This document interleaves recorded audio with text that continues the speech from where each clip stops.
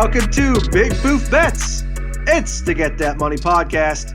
As always, I am Nate Stevenson, joined by Mr. Big Boofy Skirman and Mr. Tony T-Bone Guarino.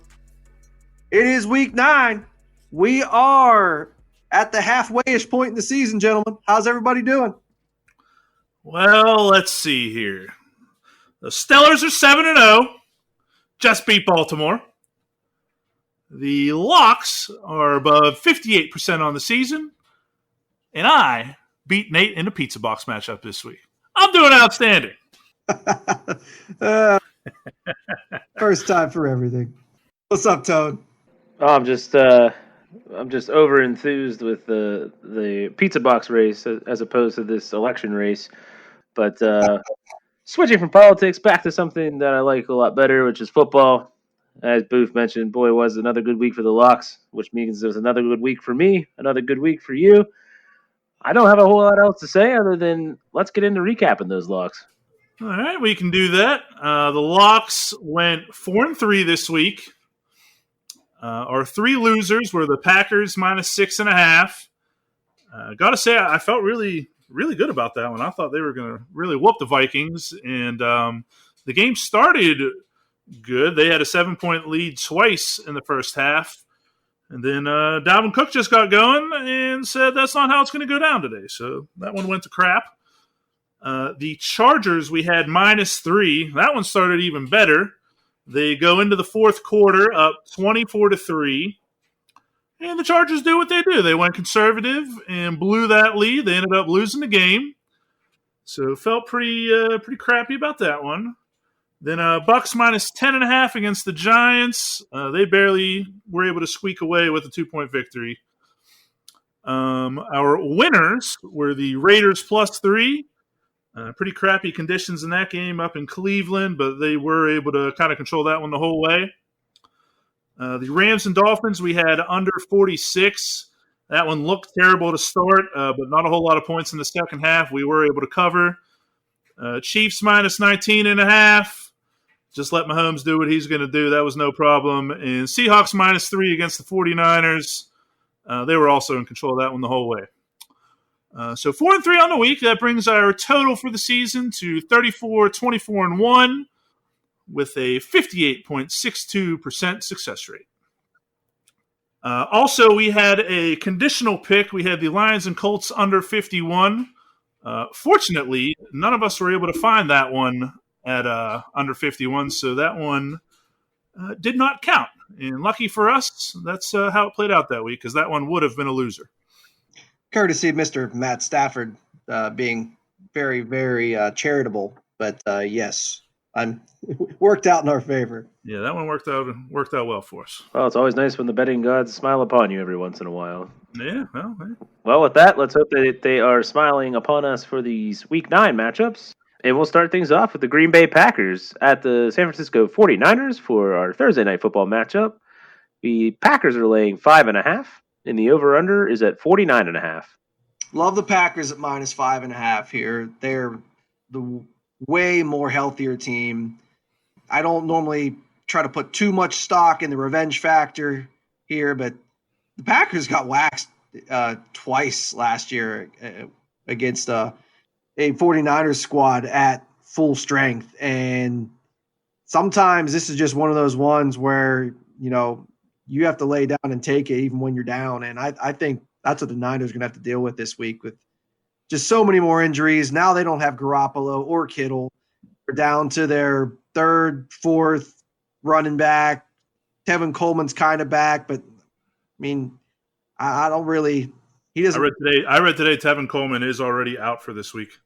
Okay, then that makes it even easier. Because I quite frankly, he didn't really impress me that much last week anyway. And it's wherever he was at on the depth chart, which is down there some. But so, yeah, so you're already way down on the depth chart at running back. I know that the Packers can be run on, but at the same time, I don't really think the 49ers have that much of a threat at running back. So I think that's going to be negated a little bit. And now you have the issues with their skill position as well. Like I said, with Garoppolo and Kittle. On top of those, you don't have Deebo Samuel either. That's just too much to overcome. The Packers getting healthier, looking to get right after that surprising loss to the Vikings last week. It's a short week. You have a backup quarterback. Give me the Pack all day. Yeah, I know there are concerns with the Packers running back situation going into this one. The Niners have their own concerns when you just listed all of them. Packers coming off of a loss, I think, is actually a good thing. And I thought that was a nice little angle you put in with the revenge as far as after losing to them last year, in particular in the playoffs. So I also love the Packers, -5.5. And we are kicking off the week on a Thursday with lock number 1. Oh, yeah, lock it in. Get that money. Go, Pack, go. All right, let's take things over into Sunday, and we'll start off the Sunday matchups with the Baltimore Ravens at the Indianapolis Colts. Ravens laying 2.5 in the over-under at 45. The Ravens do not lose to average and below teams. The Colts are definitely an average team. They had an above-average performance last week against the Lions. Phillip Rivers decided to not be bad Phillip Rivers, which will happen occasionally, especially when you don't get pressure on them, which the Lions did not. That will not be the case this week. The Ravens have an elite defense, an elite pass rush. They will force Phillip Rivers into mistakes. He's very prone to those mistakes when he has pressure on him. So I like those factors a lot. You're giving me under 3 here for the Ravens. To me, this is one of my favorite bets of the week. I'm going to lay the points with the Ravens. They get healthy, and they scrub the Colts this week. Okay, so the Ravens have some COVID issues to start off the week here. It's 7 guys, one of them being Marlon Humphrey, who's probably the biggest name of note. As long as they're able to pass everything throughout the week, they will be able to play. Obviously, they can't practice. Ronnie Stanley, their left tackle, got injured. He will not be in the game. Here's the thing. He went out kind of early in the Steelers game. Steelers had the number 1 rush defense in the league. And you could tell they were focused on stopping the run, and it didn't matter. Baltimore ran for over 260 yards on them. So I know Darius Leonard is back, and the Colts played well last week, and we told you last week that he's a big deal. He is, but it's not going to matter when it comes to stopping the Ravens. Like Nate said, the Ravens own average to worst teams. The Colts fall in that category. I expect the Ravens to whoop them. We're getting them at a -2.5. I love that, and we got our second lock of the week. Oh, yeah, lock it in. Get that money. Up next, we have the Carolina Panthers at the Kansas City Chiefs. Chiefs laying 10.5 in the over-under at 52.5. Let's be real. We all know that my love of Pat Mahomes and the Chiefs goes a long way. So, we're just going to get right into it here. I love the Chiefs to win, but at 10.5, the Panthers can score. So, this is one of those deals where I could see either the Chiefs winning by double digits or winning by a touchdown. So, don't feel quite comfortable enough to lay that many points.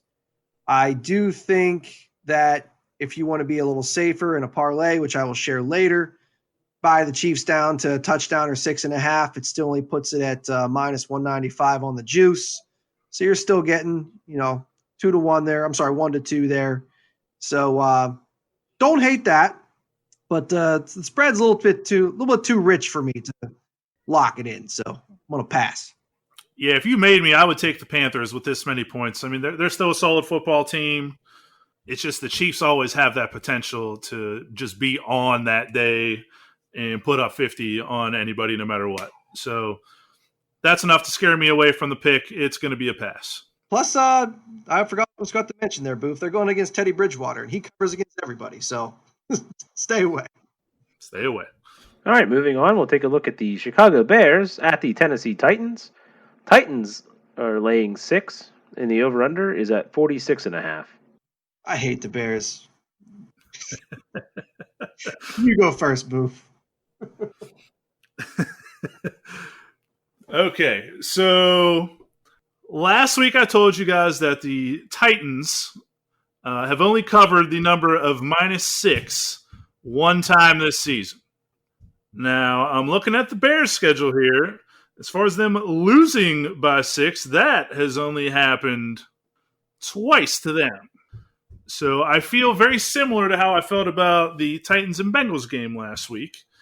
And despite me thinking Tennessee is the better team, they just don't win games by this many points, and the Bears have a way of keeping it close as well. Now, I do feel I have to share, this was just an interesting nugget on the Bears QB situation that I saw before last week's games. So NFL Network had this guy from Pro Football Focus on, and he was talking about the most inaccurate passers in the NFL. And they defined that as the guys that miss the most throws with what they consider to be good protection. The Bears have both of them. They have the 2 most inaccurate passes in the NFL in Mitch Trubisky and Nick Foles. Thing is, it's been that way all year, and the Bears have still found a way to keep games close and win 5 of them. So if we're getting them at +6, that's a big number in the NFL. It's good enough for me. I like the Bears +6. Yeah, Boof, I struggle with this some just because after watching that Saints-Bears game and just seeing some of what I've seen from the Bears this year, like their defense is really good. It is really good. It's just honestly the thing that bothers me the most about their team is just Matt Nagy just does some of the stupidest things I've ever seen. Like I so wanted to fire him. I still want to fire him. He's definitely on my list of like people I want fired. I shall see you fired, damn you! He did some of the stupidest things in that Saints game. And I've seen it how many times. And I think that honestly, that's part of the reason that Mitch Trubisky is as bad as he is. Like he just is one of those people who got no help from his head coach. But logic dictates that with how the Bears just play close games and the Titans play close games, that you take the points. And sometimes you can't trust your eyes for everything, and they have to listen to the data too. So this is definitely one of those numbers plays for me, and logic plays with some of the stuff me and Boof have talked about here. So yeah, I'm down to lock the Bears at +6. Oh yeah, lock it in. Get that money. All right, moving on. We have the Denver Broncos at the Atlanta Falcons. The Falcons laying 4, and you're over-under at 50. Definitely don't trust either of these teams enough to pick a side. But at 50 in the Dome in Atlanta, whatever the heck it's called now, I could see a lot of points being scored. So my favorite bet would definitely be the over. So it'll probably end up in some of my stuff, but don't quite feel good enough to put it in lock territory. Yeah, this is one for me. I mean, I would take the Falcons and I would lay the points. It's just they just have a way of blowing leads, man. Like if they would have taken care of business in games where they had their 95% or whatever to win at that point in the game, I mean they'd be a 5-win team right now. Instead, they're sitting here 2-6. And then you have the Broncos, who just had a huge comeback last week. Sometimes that can get your mojo going. I don't know, man. I'm passing. Okay, next we have the Detroit Lions at the Minnesota Vikings. The Vikings will lay 4, and the over-unders at 52.5. I'm kind of at similar spots with these teams, like I just said about the Broncos and Falcons. I mean, I could make a case either way. Total-wise, I would lean over. So there's not a lot I feel great about. I'd lean Vikings to win. That's about it. I would lean Lions to cover +4, and I feel the same way. I think they're both kind of They're both capable of putting together a good game here and there, but nothing special on either side. If you made me, I would take the points, but I am passing. Let's move on to the Houston Texans at the Jacksonville Jaguars. The Texans are laying 7, and the over-under is at 50. No Gardner Minshew here for the Jags. They're going to be starting a rookie at quarterback. I like that a lot, considering Jags weren't that great anyway, and now they just got worse. So give me the Texans -7. I think that's a pretty good bet. I don't think they've completely given up on the season yet. Honestly, even if they have, they're just the better team. They have a lot more weapons on offense. Deshaun Watson is still someone who I believe, has a highly competitive edge about him. And they see an opportunity to get a win here. And I think all that is good enough for me. I'm going to lay the points with the Texans. A couple things. I mean, you touched on it with Deshaun Watson. He does not strike me as the type of guy that's going to mail it in for the season, and I don't think he will let his teammates do that either. The other thing, I think Gardner Minshew being out is a really big deal. I would have liked the Texans anyway, maybe not a full touchdown, but I would have liked them to win anyway. We got them going up against a rookie QB now. I love that. This line started at -6 yesterday, and then literally in the middle of our discussion, we had it at 6.5, and by the time we were ready to start recording, it had jumped up to 7. So we still love it at 7. It is a lock for us, but don't mess around waiting on this one. I do think it's going to continue to climb. So get it while you can and lock it in at -7. Oh, yeah, lock it in. Get that money. All right. Up next, we have two of the most exciting teams in football. We have the New York Football Giants at the Washington Football Team. Washington Football Team laying 3 and the over-under at 42.5. Why are you laughing, Tony? No sarcasm detected.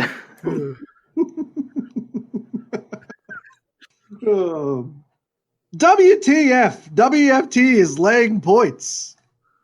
WTF. That's I mean, come on. No one in that division should be allowed to lay points. Period. Like, except against the Jets. And maybe for the Eagles against, 2 or 3 teams. But, seriously, the Redskins are laying points.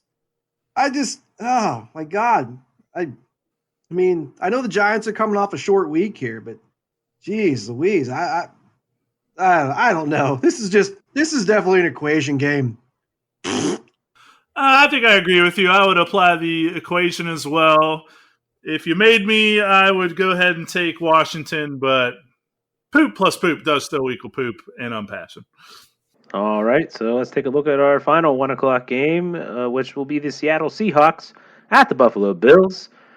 A little bit more of an exciting matchup there. The Seahawks laying 3, the over-under at 54. Like the Seahawks to win this game, but it's definitely conceivable that the Bills could definitely get this done as well. It just honestly depends on which version of their offense shows up. And considering Seattle's defense seems to help everybody get healthy on offense, I think the total of 54 looks really, really juicy here. And I know Boof has some solid info on that, so you definitely take the wheels here, Boof. Yeah, so Seattle just has a tendency to play in high-scoring games. If we use the 54 over and under that we're looking at here, they have played in games that have covered that total in every game except for one. That one being against the Vikings, which had a total of 53. So I think you can feel pretty good about 2 pretty good offenses here, scoring some points. And beyond that, I did a little thing here. Obviously we got Buffalo in November here, so maybe the weather's going to suck. The weather report is calling for 66 degrees and only 7-mile-per-hour winds. Oh, we like that. Oh, we definitely like that. So nothing's really scaring me away from this one. I love the over, and it's another lock for us. Oh, yeah, lock it in. Get that money. That takes us on into the 4 o'clock games, where we will start things off with the Las Vegas Raiders at the Los Angeles Chargers. The Chargers laying 1.5 and the over-under at 53. Very similar to the last game. I could easily make a case for either side here to get the job done. And at 1.5 being the spread here, not any value in that. Basically a pick 'em. But these are 2 teams that definitely are involved in a lot of high-scoring games. And we're looking at a total of 53. I saw a lot of evidence here that is a very reachable total, especially when these teams get together. So give me the over 53. That is my favorite bet in this game. Okay, so last week the Raiders played in a game that was 16-6. Obviously that would be an under. Here's the thing. It was at Cleveland, and the winds were blowing over 40 miles per hour in this game. Obviously, it's tough to do anything in that kind of weather, throwing the ball or kicking the ball. If we are to throw that game out the window and just pretend it never happened, the Raiders have played in games that have covered a total of 53 in every game but one, and the one that they did not would have been a push. That was an actual 53 with the Bill versus the Bills. Now, the Chargers' last 4 games that they've played in have also gone over that total. So I feel very confident in the over 53, and we have another lock this week. Oh, yeah, lock it in. Get that money. Keep scoring them points, baby. Oh, and also, Justin Herbert, we've been telling you to look for over 260-something. For whatever reason, they brought it in at a nice, cozy 252 last week. And obviously, I took the over and cashed my ticket again. Just keep an eye out for his total, baby. If they keep it in that 260 territory, we're taking it again.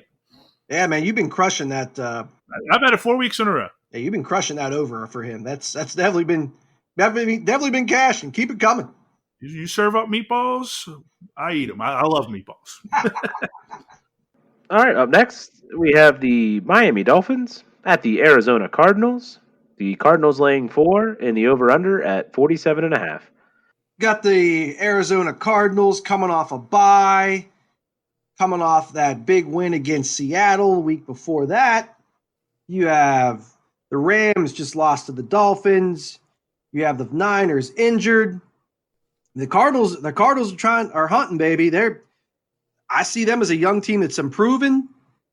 And now they like I said, they are coming off a bye. They get the Dolphins at home against a physical matchup against their division rival this past week. Don't let that score fool you. The Dolphins defense did a great job against Jared Goff, but they didn't do a whole lot on offense. And the Arizona Cardinals are a lot more flexible and dynamic on offense than the Los Angeles Rams. So we're only getting 4 at home. I'm going to happily lay those points and ride the Kyler Murray train to victory, baby. Yeah, I'm with you, brother. I know the Dolphins won last week. They had a punt return that went to the house. They had a sack fumble that they took to the house. And then they had another turnover that set up a short touchdown drive. So, I mean, you could argue 21 of those points were kind of gifted to them. I don't think Arizona's going to do that. And I think Arizona is at least a touchdown better than these guys. I'll lay the 4 as well, and it's another lock for us. I'll lock it in. Get that money.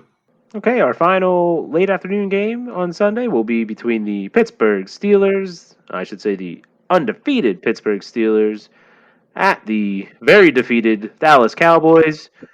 Steelers laying 13.5, and your over-under at 41.5. You know, this Yinzer has a dream scenario here. I was just thinking about this today.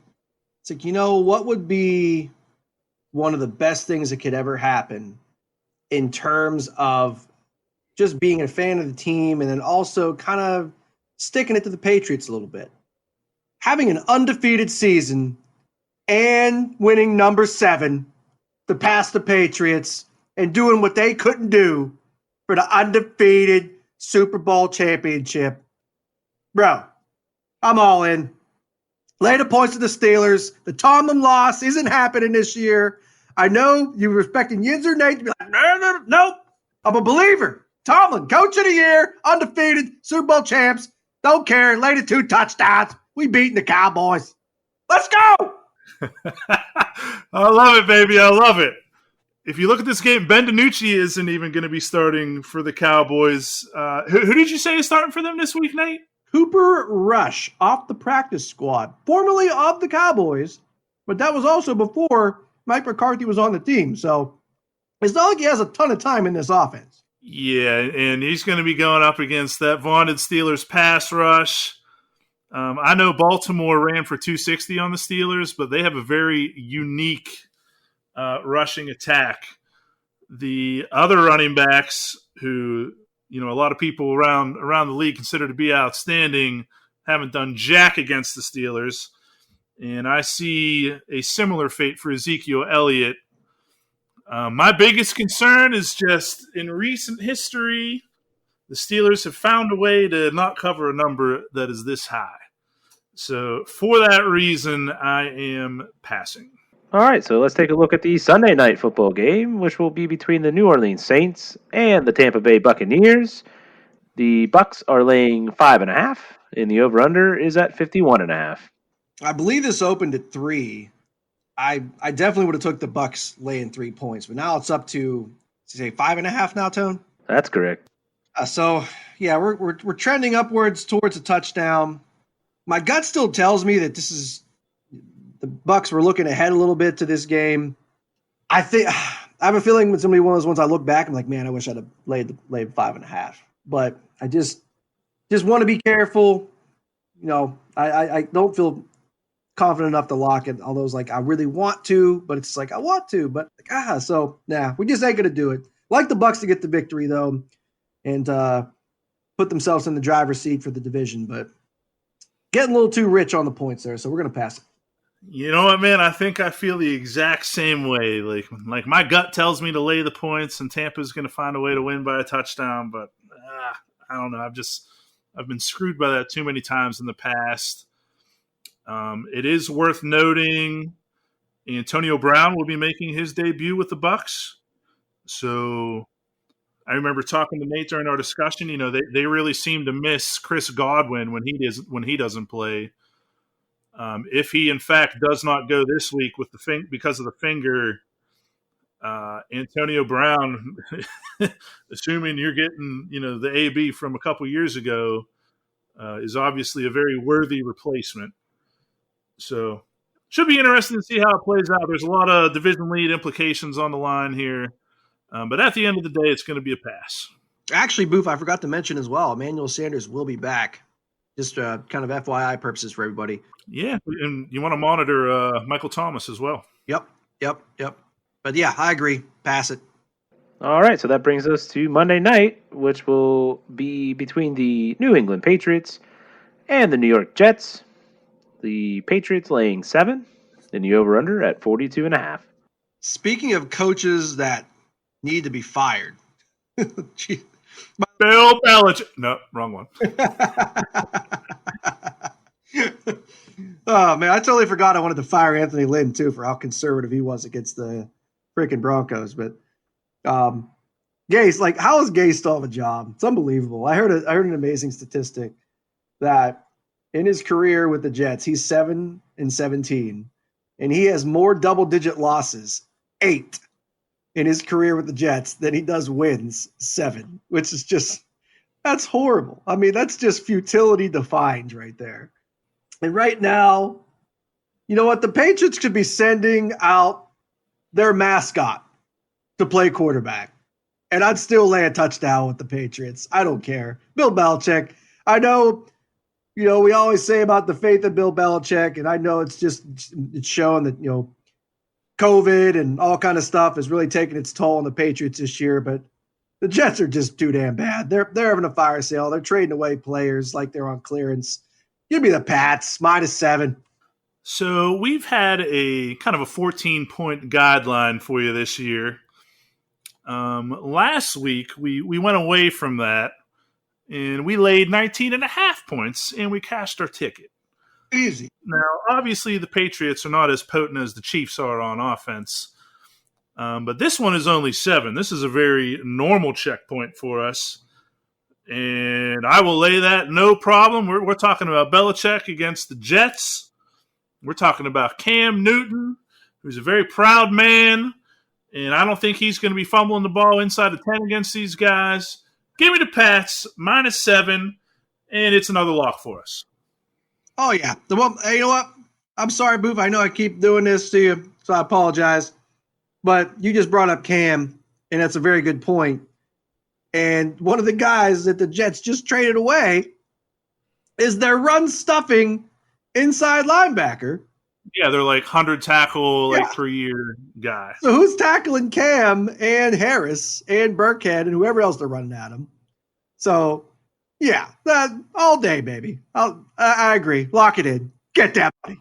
All right, well, that does it for our Week 9 matchups. So we all know what time it is now. I'm going to toss it back over to you, Boof, and you can start us off with recapping those beautiful locks. All right, we've got 8 for you this week. They are the Packers minus 5.5 on Thursday night. Then the Ravens minus 2.5. Bears plus 6. Texans minus 7. Seahawks and Bills to go over 54 points. Chargers and Raiders to go over 53 points. Cardinals minus 4. And Patriots minus 7. And I know, Nate, you got another parlay for the people this week. Absolutely. We have a nice 10-team parlay for the people this week. We're looking at plus 7180 on the odds as the most juice we have on any of the legs is minus 270. So higher payout this week. And we're going to start off with taking the Packers money line. And then we got Baltimore laying 2.5. KC down to 6.5. As I said before, that's still only minus 195. Pretty juicy. Texans minus 7. We bought the Seahawks Bills total down a little bit to 49.5. That is also only minus 195. Tampa Bay money line. Chicago Bears plus 11.5. That's minus 240. We took the Raiders Chargers total down to 48.5. That is also only minus 195. Cardinals money line. And we brought the Patriots, just to be extra safe, down to minus 2.5 at only minus 270. So as you can tell, pretty good in the juice department. That's a 10-team parlay, again at 71.80 on the odds. So a $100 bet will win you $7,180. Honestly, it's one of my favorite ones this year so far, the more I look at it. So we always hit a couple, baby. It's time. Well, yeah, that sounds like a great one, man. Thank you for sharing. Be sure to like, share, and subscribe to the podcast. As always, best of luck to everybody, and let's get that money. Oh, yeah. Get that money.